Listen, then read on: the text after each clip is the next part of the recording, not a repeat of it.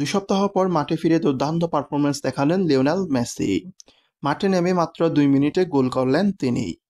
তার একমাত্র গোলেই ফিলাডেলফিয়া ইউনিয়নকে ২-১ গোলে হারিয়ে ইন্টার্ন কনফারেন্স শীর্ষস্থানে উঠে এসেছে ইন্টার মায়ামি। বাংলাদেশ সময় রোববার ভোরের ম্যাচে ৫৫তম মিনিটে বদলি হিসেবে নামেন মেসি।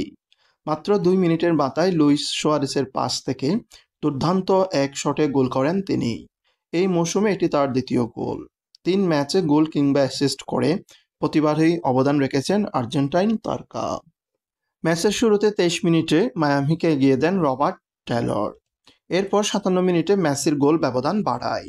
যদিও ৮০ মিনিটে ফিলাডেলফিয়ার হয়ে দানিয়েল গাসদাগ এক গোল শোধ দেন, কিন্তু শেষ পর্যন্ত জয় নিয়ে মাঠ ছাড়ে ইন্টার মায়ামি।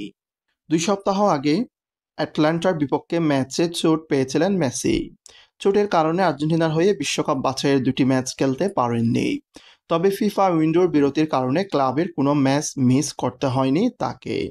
মেজর লিগ সকারের এখন পর্যন্ত ৫ ম্যাচের একটিতেও হারেনি ইন্টার মায়ামি। সব প্রতিযোগিতায় মিলিয়ে তাদের অপরাজিত থাকার সংখ্যা ৮ ম্যাচ। বুধবার কনকাকাফ চ্যাম্পিয়ন্স লিগে এলএএফসির মুখোমুখি হবে মায়ামি। এরপর ৬ এপ্রিল টরন্টোর বিপক্ষে লিগের পরবর্তী ম্যাচ খেলবে তারা।